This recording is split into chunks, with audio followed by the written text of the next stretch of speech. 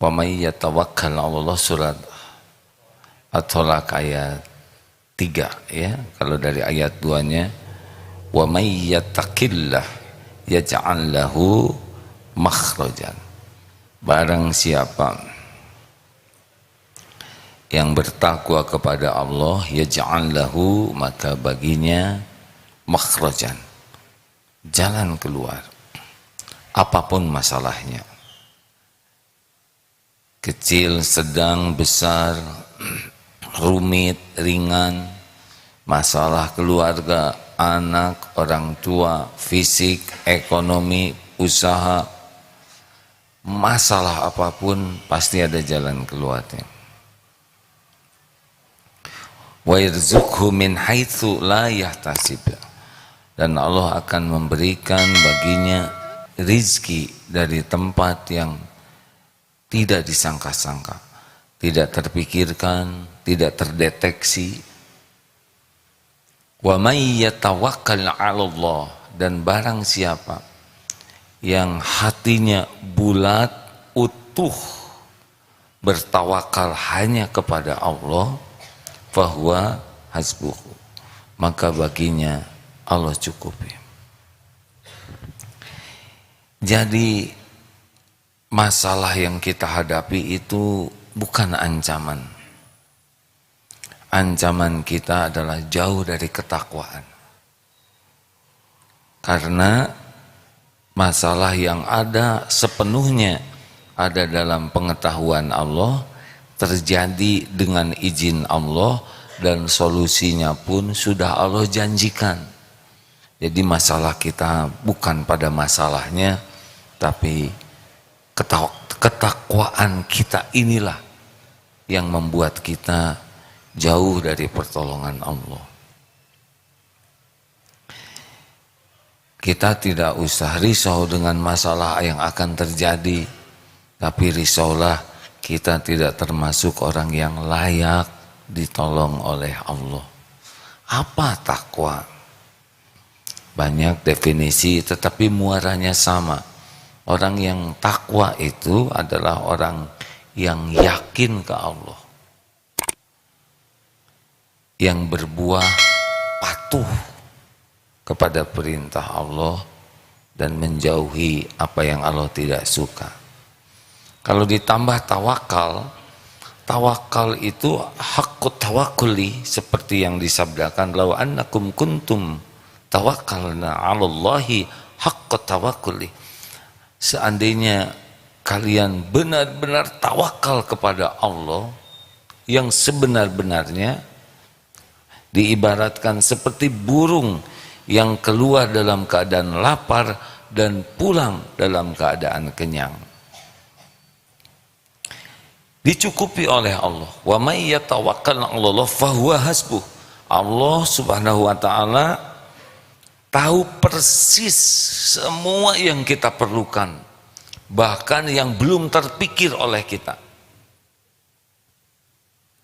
Jadi jangan risau dengan keperluan kita, tapi risaulah kita belum termasuk orang yang tawakal.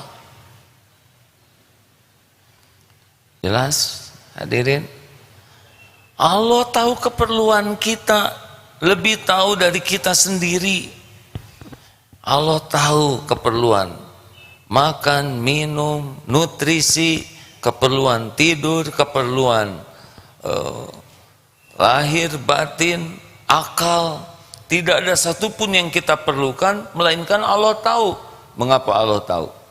Karena Allah yang menciptakan keperluan kita. Seperti perlu oksigen, kita tidak tahu berapa banyak oksigen yang kita perlukan. Allah menciptakan paru-paru, Allah menciptakan sel-sel ini yang memerlukan oksigen, dan kita tidak tahu berapa jumlahnya, bagaimana mengirimkan agar ujung jari ini dapat oksigen. Allah ciptakan keperluan kita, Allah siapkan keperluan kita, dan selama ini pun cukup. Tetapi akan lebih tercukupi Hadirin, ada yang diberi kecukupan tapi hatinya tidak merasa cukup. Jadi yang mahal tuh bukan hanya dicukupi keperluan kita, tapi hati kita jadi cukup kepada Allah, itu yang mahal. Seperti kita diberikan rezeki, semua diberi rezeki, tapi diberi rezeki dan diberi keyakinan rezeki ini dari Allah, itu beda lagi. Lalu diberi kemampuan mensyukuri rezeki ini, itu lebih tinggi lagi. Masya Allah. Jadi jangan terbatas kepada cukup versi kita, ya. Nah, kenapa kita galau, resah? Karena kita banyak cemas dengan sesuatu yang kita inginkan, cemas dengan sesuatu yang kita perlukan. Tapi Allah menciptakan cemas di hati kita, ya tujuannya supaya kembali ke Allah. Nah, hadirin sekalian, maaf ya, kalau di Terawang ini rata-rata banyak keperluan, ya. Benar? Ibu punya keperluan tidak? Apa saja perlunya? Ya, kalau banyak sebut 3 saja, Bu. Tuh, bingung ya. Ibu perlu kasih sayang, betul tidak? Ibu perlu bayar cicilan, betul? Sudah, tidak perlu dijelaskan, Bu, ya, karena saya tidak akan bantu bayar, ya. Perlu ketenangan, banyak perlu ilmu, banyak yang kita perlukan, dan Allah tahu. Nah, di sini kuncinya, ya hadirin sekalian. Ini maaf ya, santri banyak yang perlu jodoh, ya. Sudah. Perlu kontrakan, perlu buat bayar kontrakan, perlu buat bayar cicilan, banyak keperluan. Sengaja oleh Allah dibuat banyak keperluan. Supaya apa coba? Supaya tidak pernah lepas dari Allah setiap saat. Terus saja Allah, dalam tanda kutip, ya, ini tanda kutip, mengganggu kita dengan sesuatu yang membuat kita seharusnya nempel terus ke Allah Subhanahu wa ta'ala, hati kita. Jadi yang tawakal itu adalah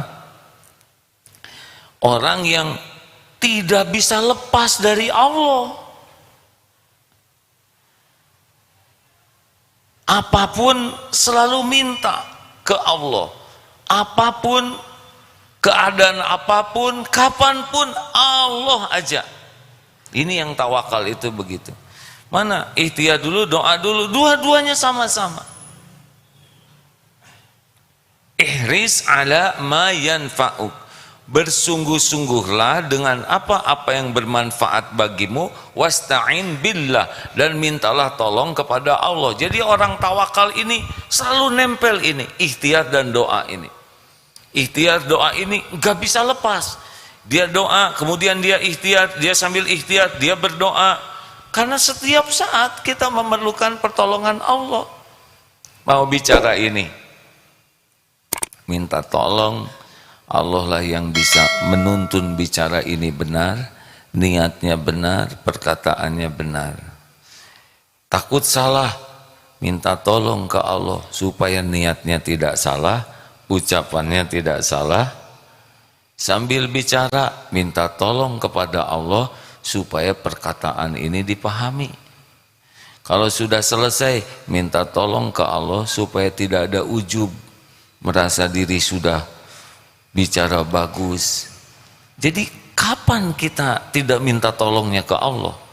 Mau minum, bismillahirrahmanirrahim, minta tolong ke Allah supaya minuman ini bisa jadi penguat ibadah, tidak masuk kemana, tidak jadi penyakit. Berapa banyak minuman yang jadi penyakit, betul? Mau lapar, minta tolong ke Allah pemilik segala rizki supaya yang dimakan itu halalan thayyiban.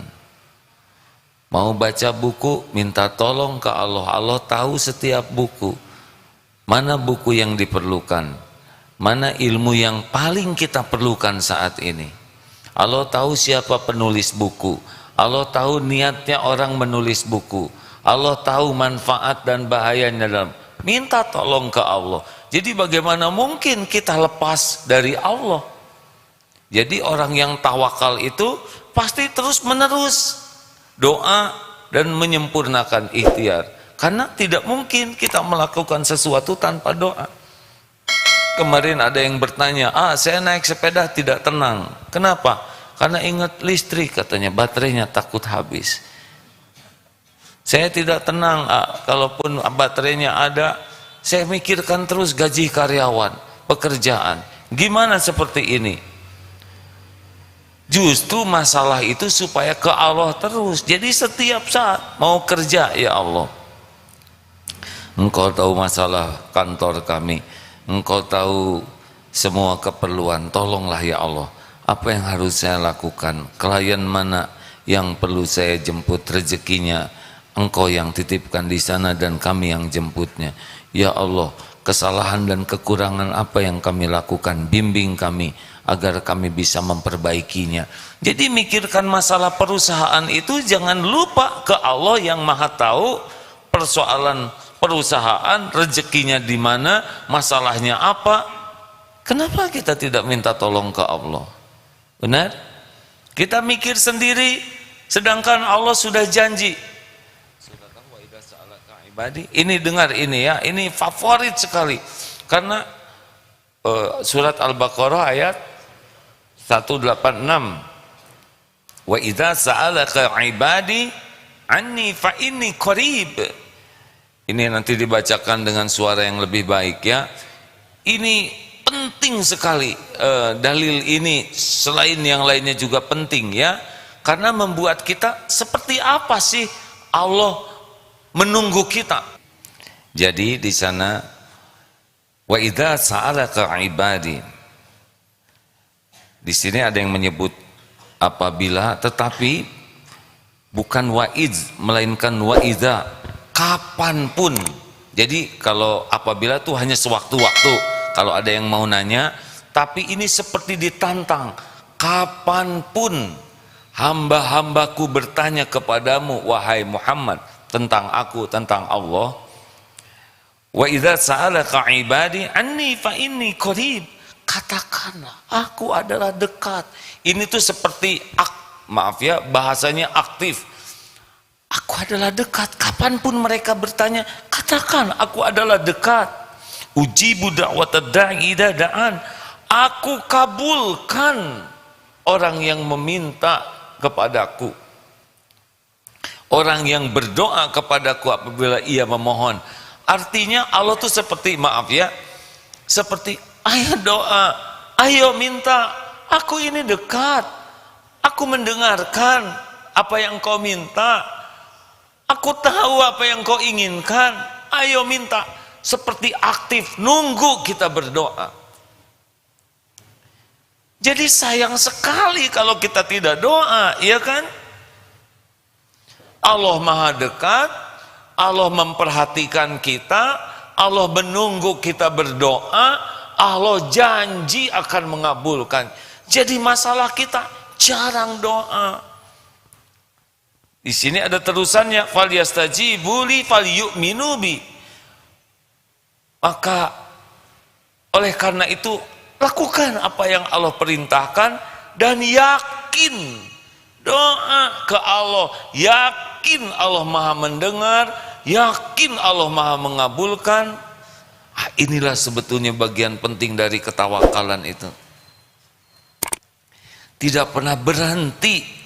Kalau lihat anak kecil ya, yang balita itu, bagaimana ke ibunya tuh, menoleh terus, jauh sedikit ibunya, dia tangannya langsung meraih baju ibunya, ada sedikit ancaman, berlindung ke ibunya, lapar, meminta ke ibunya, seakan tidak mau lepas sama sekali. Bahkan ibunya pergi sebentar, langsung ikut. Coba perhatikan, bagaimana seorang anak yang terus menerus. Seharusnya kita kepada Allah lebih daripada ini. Jadi masalah kita tuh, maaf ya, kebanyakan mikir yang enggak jelas ya. Udah mah bingung mikir. Sedangkan Allah maha dekat, maha memperhatikan, maha menunggu kita meminta. Dan Allah janji mengabulkan. Harusnya setiap saat, mau apa saja, mau apapun. Ibu sebelum bicara ke suami, doa dulu. Karena ada beberapa kata-kata ibu yang suka, ya nggak sengaja, tapi nuncleb ke hati suami. Nah ini nada ini kurang bijaksana ya. Ada beberapa suami yang cerita, istri saya itu pandai sekali memilih kata-kata yang paling tembus katanya. Gak tahu keterampilannya dari mana. Ibu doa ke Allah ya supaya kata-katanya tidak terlalu merobek dan mengiris. Ini mewakili sebagian suami yang istrinya terampil memilih kata-kata nuncleb kalau dalam bahasa Sunda. Bicara Rabbi shrahli sadri wa yassirli amri wahlul 'uqdatam min lisani yafqahu qawli. Ya Allah, lapangkan dadaku, mudahkan wa yassirli amri, urusanku ya Rabb, hilangkan keluh di lidah ini sehingga perkataan ini bisa dipahami. Minta ke Allah.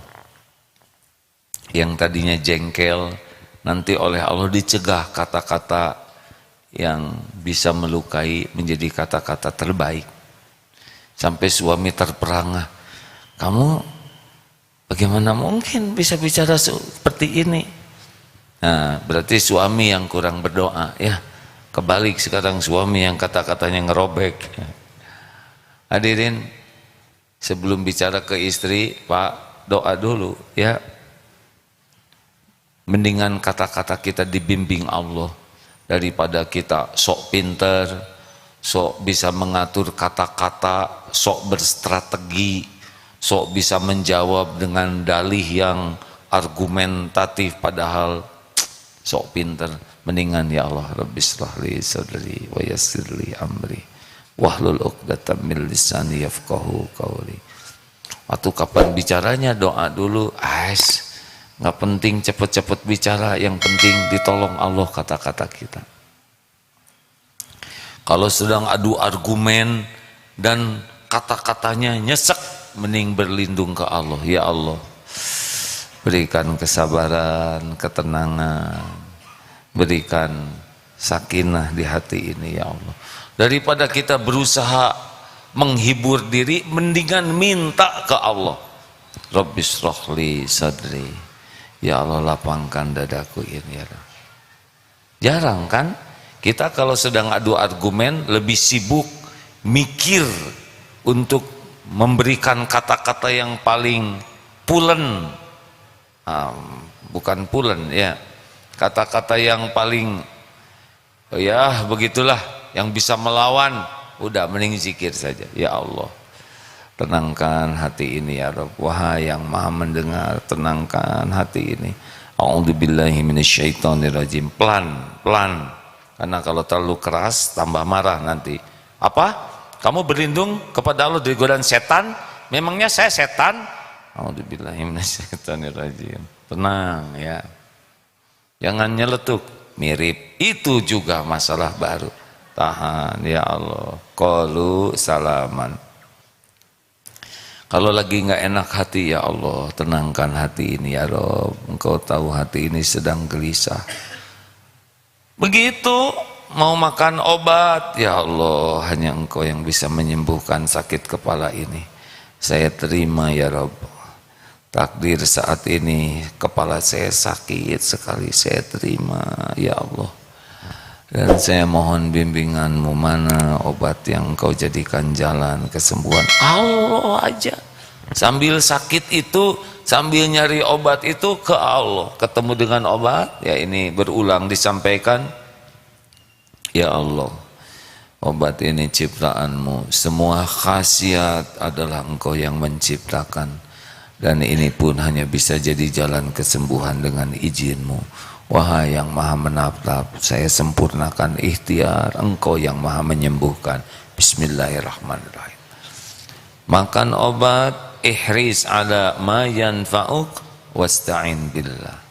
Begitu hadirin. Dimanapun, kapanpun. Terus kalau sedang bercermin, doa, alhamdulillah ya Allah. Bagaimana doa ngaca teh? Allahumma kama hassanta khulqi fahassin khuluqa.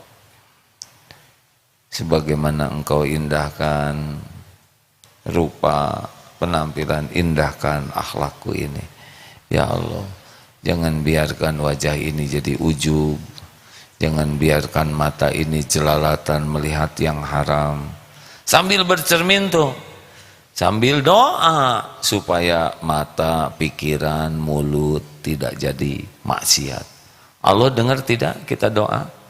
Jawab hadirin. Oh, tidak ada yang lebih disukai Allah selain zikrullah. Dan zikrullah, doa itu mukhul ibadah, saripatinya ibadah. Mau apapun, kapanpun, Allah maha dekat, Allah maha mendengar, Allah memperhatikan kita setiap saat. Allah menunggu kita berdoa setiap saat.